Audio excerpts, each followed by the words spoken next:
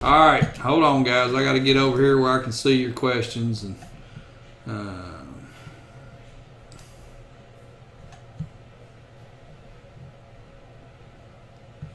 that's the first thing. And when we get started on this, I got to get over to where I can see what you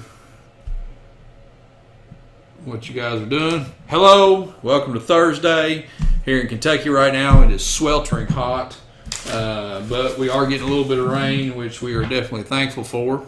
Quite a few things going on right now. We've got a bunch of stuff going on in the shop right now. Well, Nathan Robertson, he's going to hit us first day. Hello, Nathan. Thanks for the question. What are my thoughts on the L5P? I love the new Chevrolet truck. I'm excited about a Denso injection system just to see how that shakes out. Honestly, that's probably something I do like to shift away from Bosch a little bit. Nothing against Bosch, but it's good to have another player in the market. Competition is always a good thing. So I'm excited to see how the truck turns out. I'd like to have one myself. I also like to see them get cracked into the ECM and see what the trucks are capable of. So going to be hopefully it's going to be as good and as well received by Chevrolet owners as the LML has been. So that's what we're hoping for. Sam Hicks. Hello, Sam. Who do you think will have the first truck that has 1,000+ horsepower stock? Sam, if you're meaning by stock bottom end parts, there have been a couple trucks that have already done it on stock rods, or basically what you would consider a stock bottom end. So, do I need to lift my cab if I put an aftermarket downpipe on the 2011 LML? No, sir, you do not. It can be done with the cab on the truck. That's actually a really good question. If you go over to our MBRP downpipe page, we've got a video on it. We did that on a 2011 truck, so I think the video would really help you out. That's for Jeremy. Sawyer Smith, thoughts on 68 RFE trannies on the working man budget that pulls frequently? A couple of different things. Anything that you can do to raise line pressure. BD has got a little line pressure module that goes in line there. They do a valve body upgrade. There are some simple things from other companies that are out there. Getting more line pressure into the transmission is going to really help you to be able to save on the clutch packs. They just simply don't have enough line pressure for the surface area amount on the clutch materials. So a couple different options there, ATS, Copilot, so on. So Corey B. Craft, sounds like it has a big cam in it. Corey, I guess I missed your first question, man. I apologize for that. Sam Hicks, I mean stock from factory. Again, Sam, as far as bottom end goes, it's been done. So, Philip Usury, twin slower EGTs, but do I need head studs for just pulling 15,000 pounds? If you're going to be Rob, what's up, man? If you're going to be in twin kit, honestly, don't skip out on it. Everybody wants to put all the money into the twins and then try to skip on another facet of it. Either they don't want to do their transmission or something like that. If you're going to put if you are going to put the finances into a twin kit, don't skip out on something like going ahead and head studding your truck. It's crazy to do that. I know you want to get the turbos in there. You want to go fast. You want a Ricky Bobby, but man, you've got to slow down and realize you're only going to be able to Ricky Bobby for a few days until everything's going to go boom. So build your groundwork always. Corey B. Craft, my 0460 has rough idle when I started up cold and it smooths out after a few minutes. Could be fuel pressure regulator for your core. Could be a couple of different things. Has it got any codes? So put your codes out of it. Check that out. Find out what your lift pump pressure is. So a couple of different things for you to look for there. Chris McDaniel says, how do you feel about the Aisin transmission versus the 68 RFE? Chris, I'll be honest with you. I think they're probably both junk. Yeah. There's just, 48s and 47s get a really bad name, but I think anyone will tell you a built one, you're going to want one of those two transmissions on anything that you've got. There were quite a few corners cut with the making of those two transmissions. Sorry, I mean like Dodge comes factory 900. Okay, now I got you, Sam. Okay, I'm sorry, man. Who's going to be the first one to 1,000 plus horsepower? The horsepower wars are going to end eventually. They're not going to end. Everybody's always going to try to outdo each other, but there's going to be a certain point that from the factory that the trucks are just not going to be able to be very streetable. So what is going to be the new number? Well, we always thought 1,000 was going to be the number, and that's in obviously a highly modified truck. Now you've got trucks in 2,000, so is 3,000 the next number? That's what everybody's pretty much shooting for. As far as the stock industry goes, is what rolls off the line in Detroit. Do I think that they're going to shoot for 1,000? I don't think that they're going to shoot for 1,000, but I do think that they're going to try to retune their horsepower numbers to try to get a little bit better fuel economy out of these trucks, because the consumers are just tired of 12 miles to the gallon out of a diesel truck. I also think there's probably going to be another widget that comes down the line that's going to take the place of a DPF that's going to make the trucks more efficient, and there's going to be other things going on there. So that's a lot of a complicated question, Sam. I wish I could tell you who I think is going to be the first one there. I'd say you're probably going to be looking at, I think you're going to say a big industry slowdown at the 550 mark. I think everything's going to slow down, and they're going to realize that they don't have everything in their platform to beef it up behind it. So how do I find the lift pump on the 6.0? Corey, it is down on the frame rail. If you get in and turn your key on, you will hear it running down the frame rail. Driver's side. Tyler Ogden. Installed the Fast 150 on my 0159. Having a hard time keeping prime. Would I have an air leak somewhere? Tyler, did you have a hard start after the truck sits before you put the Fast on? If you did, then more than likely you've probably got a problem on your return side. That's where we usually find it in the VP trucks, when you've got a hard start. So you can look for a couple different things. Park the truck with the nose downhill or the nose uphill and see if that changes the way the truck performs as far as the start goes. Also, you're going to want to look for visible leaks. On a return line side, if you've got a problem return line, you may not have a visible outward leak, but what the truck can do is once it's at rest, which it's under zero pressure, it can actually have a porosity hole or a rust hole in the lines where it will allow air intrusion. All the fuel goes back to the tank, and there you go. You've got a hard start right there. Usually the long line between the VP44 and the back of the head, where it comes into the back of the T there, you want to look there first. Now, if your leak has developed after you did the Fast, then you're going to want to look for an outward leak on the Fast everywhere. Lines. Did I get this pushed up? Did I check this? Did I check that? Also check your high side lines going to your injectors. Just go through and touch them with a 3/4 inch wrench. Just make sure that they're tight. So a couple different things that you can look for there. Mike Neal, enough with trucks. What bass boat do you run? Mike, I have got a Nitro 882 that I love with an injected 150 on it. It is my first EFI outboard motor. I don't know shit about it, so I've been trying to teach myself as I go around it. I've always been around carbureted outboards. This has been my first adventure in it. The boat's in 01. We bought it new in 01. So I've had it for quite a while, but I still like to, try to learn everything that I have, from the microwaves all the way down to the daggone bass boat. But I've got an 882 Nitro. I love it. It's purple and gold, which was my old fraternity colors from college. So, yeah, there you go. Hey, thanks for the cool question, Mike. Appreciate it, man. Seth, and I can't say your last name, Seth, but it's a good one. I own a 2017 Ram 4500 cab chassis 6.7 with the ASIN. Is the 6.7 in the light-duty trucks mechanically identical to a 6.7? Yes, it is. Beside the power output, I'm looking to delete and increase 40 to 50 horsepower to liven it up. Not looking for big power. Seth, give us a call. Tyler, awesome. Thank you. Yep, no problem, man. So, what was going to say there? Seth, the cabin chassis, other than the chassis, other than the axles, drive shafts, brakes, things like that, the engine wise, everything is going to be the same in the 45 and 5500s as it is in the 3500s. There's going to be a couple of subtle differences in driveline, obviously major differences, but nothing else. As far as your tuning goes, I'm sure that we can help you out, so that's why I said give us a call. Nichito, I'm sorry if I didn't say that right, man. I apologize. No disrespect. I had an air dog lift pump on my 6.0, and one day my truck started to lose power at a stop, and the water separator started leaking. if you went a long time without changing your fuel filters, that's probably what you were up against there, man. Change your filters and you're up and running again. Sean, I see you. I sent you a message back on Facebook, man. Check that out. If you got any more questions, you can always give me a call too, man.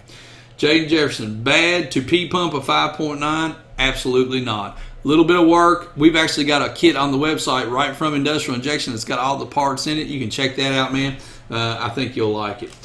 Jonathan Kirkland, how many degrees should I advance the injection pump timing on a stock 9712 valve, 5-speed with nothing done to it except an upgraded clutch and APP attitude and cold air intake to give me more power without blowing up the stock NV 4500? Jonathan, that's actually a really good question, and thank you for the mechanical injection question. We always like to get those, man. It depends on how your truck reacts to everything, and that's gonna suck. So I always talk about the video that's on YouTube that's like how to time a 12 valve in 30 minutes or whatever it is. I can't remember the title of it. Go check it out when you're ready to set up your timing. Things that you're going to want to set, you're going to want to look for when you're setting up your timing. You're going to want to look for increase or decrease in the EGTs. You're going to want to check the responsiveness of the truck. What do you like? And if you like it, what EGT point was it at? What EGTs did it have before then? What's the difference between the two? Can you live with that? How is the truck going to perform when it's got a load under it? There's a lot of stuff that goes into setting the timing on your truck. So I'm not going to tell you, hey man, drop another 10 degrees in it. It's going to be great, because that's bullshit. If anybody tells you to do that, they don't know what they're doing anyway. It depends on everything that you've got other than what you're telling me here, just the APP, there, injectors, delivery valves, so on and so forth. Play with the timing. Put 2 degrees in it. See what that does. Do you like it? Did it do anything? Put another 2 degrees in it and keep going. Don't go too far, but make sure that you get something out of it. And if you got any questions on it, let me know. Corey, he says, for the 6.0, I am trying to install sinister elbow, the fairing. Corey, your question's gone, man. Yeah, I saw it. Okay, Chris King, 01 F250. It's 7.3 knot shifting out of first second unless I let off the throttle. Never acted up before I started randomly. Any ideas? Never acted up before and started randomly. Man, first thing you do, check your fluid. Obviously, smell it. Does it smell like it's burnt? How long has it been since you checked your internal filter? There's a lot that goes into that. Chris, I'm sorry if I didn't give you a good answer here. I just got to know a little bit more data other than that. The first thing is fluid. Start out with it. If you got high mileage and it's been a while since you changed fluid and the filter, it's probably time for a flush, and that may solve your problem. I hope it does for you, man. Best of luck to you. Kevin Green, who has the best tunes for 7.3 OBS? Swamps 175/80 injectors, Adrenaline H-Pop, KC Turbo, it's TS6 position chip. I really do like the tunes that come from Power Hungry Performance. Kevin, if you want to give me a call, there's a lot of questions coming in. I can try to help you with that.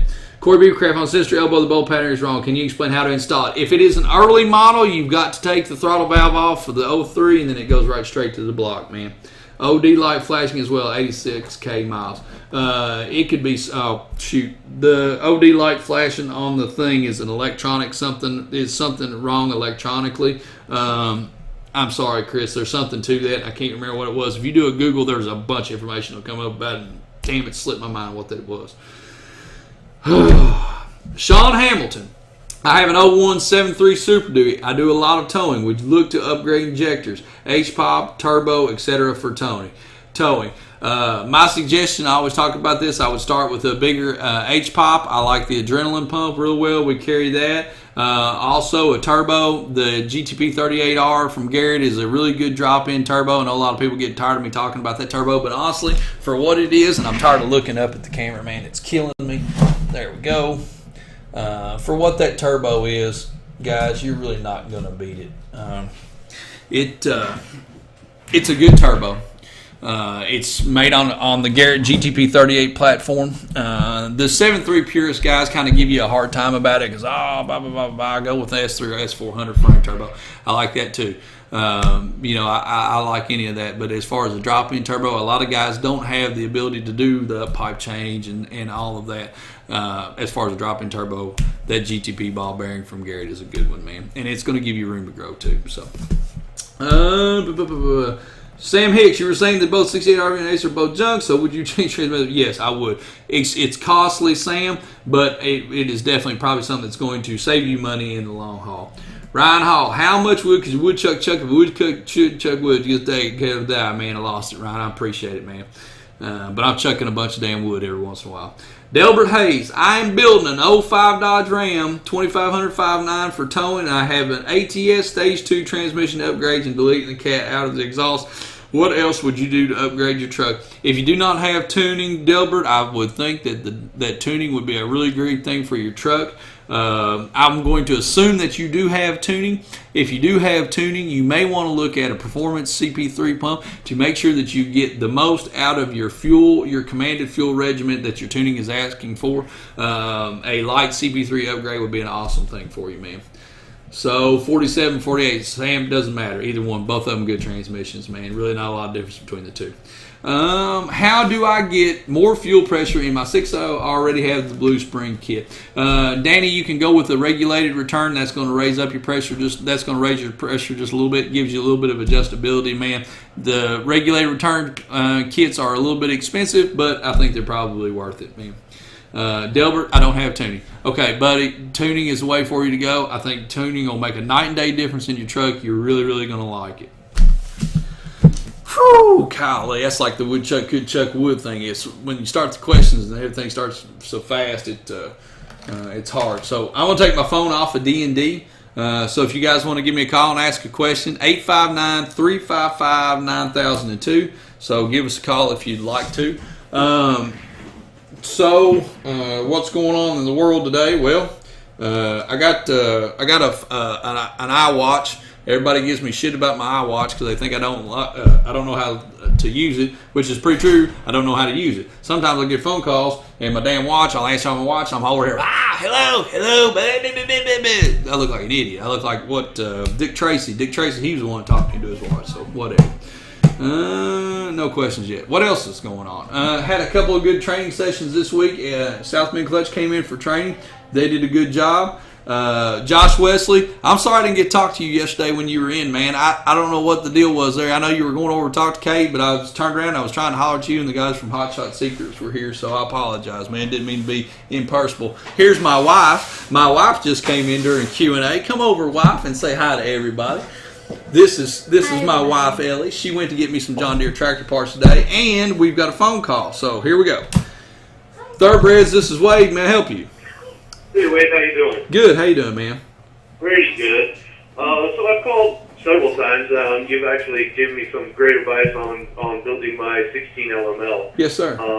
I'm pushing right around 700 horsepower right now, and I'm starting to feel the gears slipping at the top of the RPM range. Okay. I need to start upgrading my trans if I want to push my horsepower rating any further. Yes. Just can't decide whether to pull my existing trans and rebuild it or do a drop-in trans. I've been looking on your site and it seems that the price is about the same. The only difference is swapping a whole trans or pulling one apart and rebuilding it. So full trans swaps, I didn't want to cut you short, man. Sorry about that. No problem. Full trans swaps are really, really a good thing for guys that just don't have the time to be down. If you just don't have, let's say, a week's time to be down without the truck, then you're going to want to do a drop-in transmission. If you want to learn about your truck and just increase your knowledge base for the vehicle as a whole, my suggestion for you is to do the rebuild yourself. You're not going to have to continually keep doing rebuilds. Once you do it, I think you're set in there. You're fine. If you make a mistake, you may have to go back in, but that's really not that big of a deal either. A lot of people are scared to death of transmission rebuilds, and I'll be honest with you, I'm the last guy to talk to about automatic transmission as far as rebuilds because it's my curse. But I really think if you're planning on keeping the truck, you're interested in learning about it, you've got the time to be down, go ahead and do the rebuild yourself. The parts that you receive in the kits are the exact same as what you receive in a full built transmission. A lot of people don't understand that either. Okay. Probably time for you to look at transmission tuning as well if you don't already have that. I do have that. Obviously, I would probably need to retune the file after the build, I'm assuming. Yeah. Yeah, you're going to want it. It's a little bit of increased line pressure there too. So yeah, absolutely. Just reach back out to your tuner, let him know what you've done. If he's already built the line pressure into the tune that you need, then you're in good shape. Man, I would suggest if you got the time to be down, do it and learn more about your truck. If not, do a drop-in transmission and go from there. Okay, and you guys have kits available to do the rebuild? Yes, sir. I carry all the major manufacturers, BD, ATS, Suncoast, all of them, all good products. I can get you anything you need. Okay, sounds great. Should I call back to discuss that? Yeah, absolutely. Or I can have one of my sales guys give you a call. How about that? Let me mute this and let me get your phone number.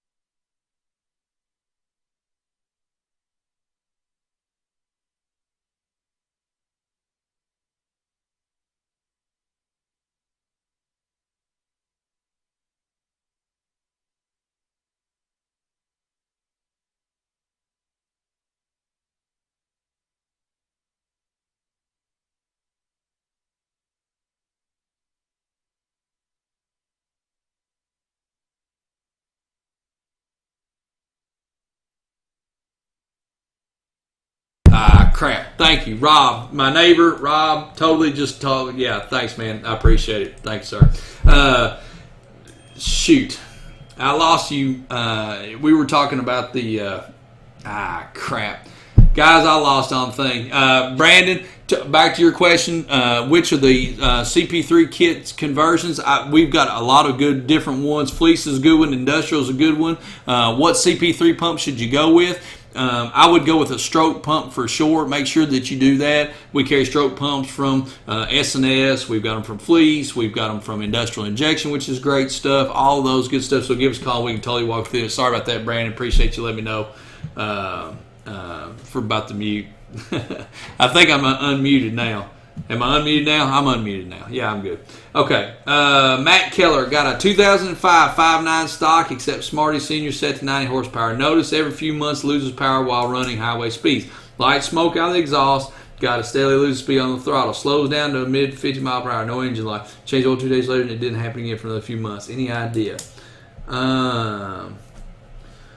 Except Smart Genius at 90 horsepower. If you must lose power while running highway speeds, light smoke out of the exhaust, and steadily loses speed while on the throttle. Slows down to mid 50 miles. No engine light. Change oil delays. That's an odd one, Matt. You need to check your lift pump pressure. First thing you're going to want to do, 5.9, always check your lift pump pressure. That really sounds like a lift pump problem to me. If you're not getting any codes, and don't just think you don't have any codes because you don't have a check engine light. You can still have a soft code truck. Pull codes, get your lift pump pressure. You're good to go. Delbert, I forgot what your question was, and I hope I answered it, man. I got old Rob taking care of me. If it wasn't for Rob, we'd still be sitting here talking. So, yeah.